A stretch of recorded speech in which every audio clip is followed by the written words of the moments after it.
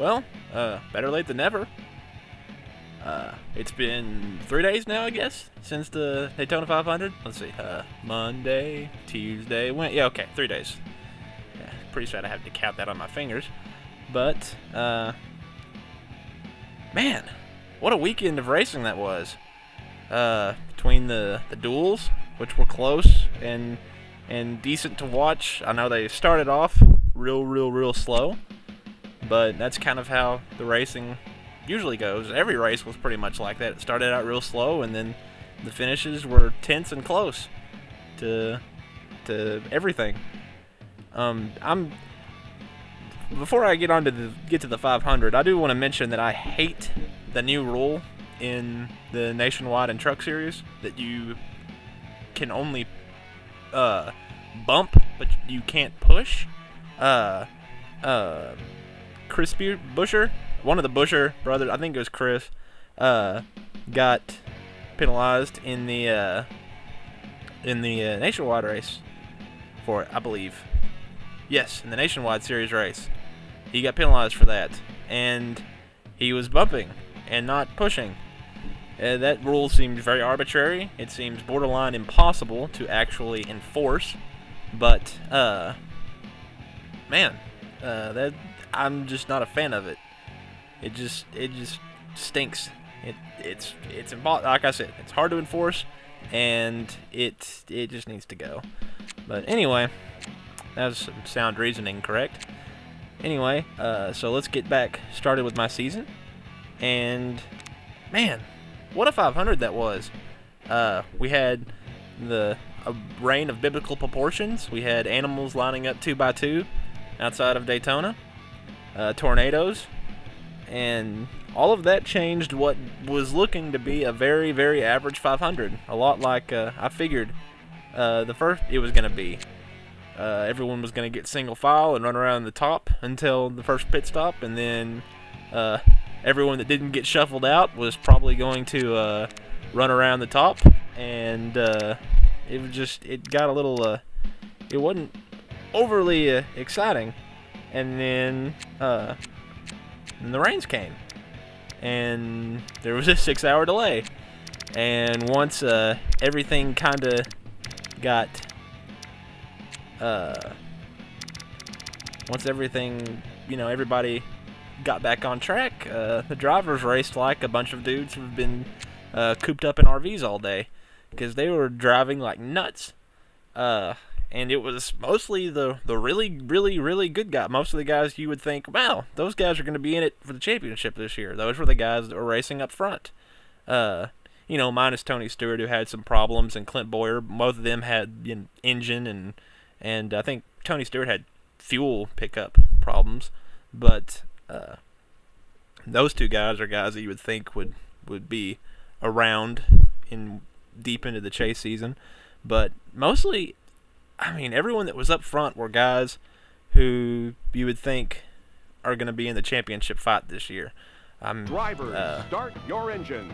Pretty much all the Hendrick guys, minus Casey Kane, who had a terrible. That's my mix of horrible and terrible. But he had a horrible Daytona 500. He didn't have as bad of a 500 as Kyle Larson did. That poor guy. Was wrecked from lap 1 and ended up getting wrecked multiple times, but yeah, aside from Casey Kane, all of the Hendrick guys were up there. Jeff Gordon, Jimmy Johnson, and obviously Dale Earnhardt Jr. And all of the JGR guys were up front for most of the day. Kyle Busch had the pit road problem where he took the air hose with him, which is never good. You never want to do that. And and he had to fight that pretty much the entire race just to get wrecked at the end. That which was of no fault of his own. He was just there when I guess it was Kevin Harvick got tight behind Ricky Stenhouse or something on the final wreck coming to the checkered flag. But those guys were up there. Denny Hamlin, Matt Kenseth, the Roush guys. Greg Biffle had a great car. Carl Edwards had a great car. And I normally, if if y'all ever follow me on Twitter during a plate race, it's pretty much an annual occurrence. It's a given that at some point I'm going to knock Carl Edwards for something that he does, because I don't think he's that good of a plate racer. But he drove one heck of a race. He drove his butt off all day, and so I have to give him props. He drove a heck of a race. He got caught up in that final wreck with Busch and Harvick and those guys, but he didn't get the finish he quite deserved. But he drove a heck of a race. That was your best lap of the day. Thank you. Sorry, I had to go quiet there. My car wouldn't turn. But it was just a real good race, and man, I don't know how the 88 and the 16, Dale Jr. and Greg Biffle didn't wreck each other. The way those two were side drafting each other, it was ridiculous how close they were and how hard they were all driving each other. I mean, Brad Keselowski said after the race that he thought it was the hardest run 500 he'd ever been in. And of course, he didn't have a very large sample size. I mean, he hadn't been around that long, but most of the other, like Jeff Gordon noted after the race, how after the delay, it was like a switch went off and they were all driving insane. And even like pretty much everybody noted how tough it was out there, and that made it put on a really good show. It's a shame the one. I always love the Daytona 500 in the prime time, and the 500, it feels, it's always corny and cliche and a bit over poetic, I guess to say, whenever you attribute something with lifelike properties. But man, Daytona International Speedway it seems like it wants to finish under the lights. It seems like it actively searches out some way to finish under late in the night, whether it's through rain, through blowing up jet dryers, through pieces of the track coming up. It just seems like it actively does that. It actively wants to finish and wow, I'm in the lead. Heck, what do you know?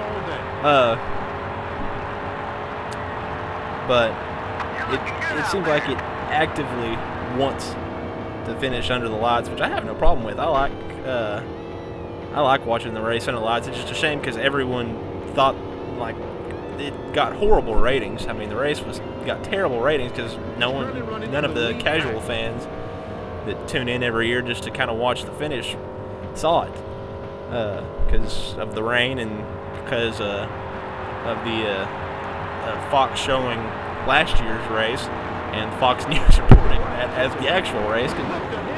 Those guys. That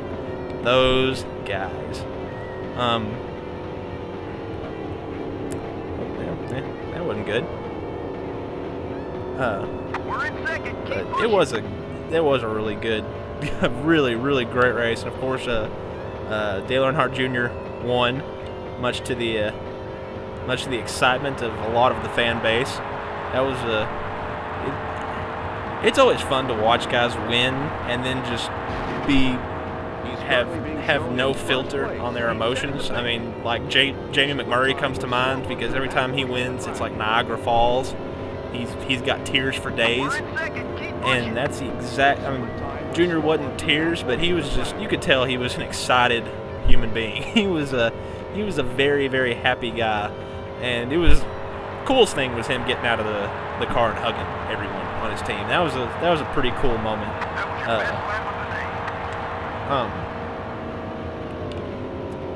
But that was and like to go back to the competition. I know I'm kind of jumping around from one point to other without any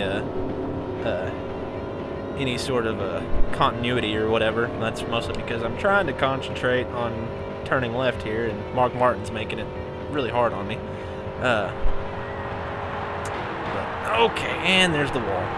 But anyways, to go back, there was a lot of racing. There were only like I guess 3 or 4 big wrecks, and they were all mostly caused by the younger guys. We had Brian Scott maybe coming down on Harvick. Maybe Harvick came up into him, but that was the start of the first big one where Danica Patrick ended up head on into the wall. And it's not surprising that there are still places on racetracks with no safer barrier, but I don't understand why the tracks don't just pony up the money to do it. I mean they're doing a huge renovation to the place.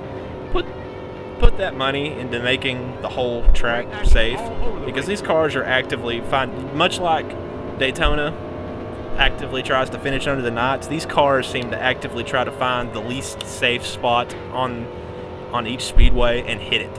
I mean, that's what happened with Denny Hamlin at Auto Club, and he broke his back. And we're pretty lucky nothing worse happened to Danica Patrick. Okay, and I just lost it. Okay, so that stinks. Are we kidding right now? That gummit. Alright, well, that kind of ruined everything. He's steadily losing position. I'm unhappy now. Eesh. But, okay, to get back to talking, since this race is ruined now. Great action all over the racetrack. They might need to make a few adjustments. Oh, they can't be happy about this, Bob. I mean, the other wreck, Austin Dillon caused 2, one with his teammate, which is never a good thing. Bum drafting in the corners does not work, young man. Now he knows that. Also, okay. Yep, this is just snowballing. This is like, I feel like Kyle Larson right now. I mean, everything's just snowballing. But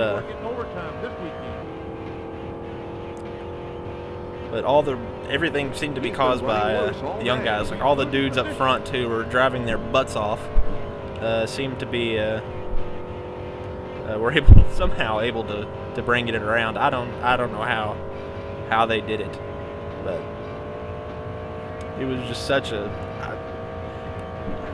I start talking about it and I get all bubbly inside. I get all goofy and geeky about it. Because it was just a lot of fun to watch. It was just so cool to watch some of the best drivers in the sport, and I'm obviously and would not be one of them. That was disappointing. It was so much fun to watch them just duke it out and actually race each other and bust each other and test each other and trust each other not to screw up. It was, like I said, I start thinking about it and I get little butterflies in my stomach. But anyway, on to Phoenix, and which will not at all be there'll be no way it can top that Daytona race unless Clint Boyer and Jeff Gordon decide to hate each other again. But anyway, I guess that's it. That's all I really have to say about that. I'm a little disappointed that I ended up wrecked there, but que sera, sera. We'll move on to Atlanta while the real series moves on to Phoenix. Anyways, for more, stay tuned to this channel as you already are, and I'll catch you all on the flip side. J-Mac out. Dang it. Freaking 14th.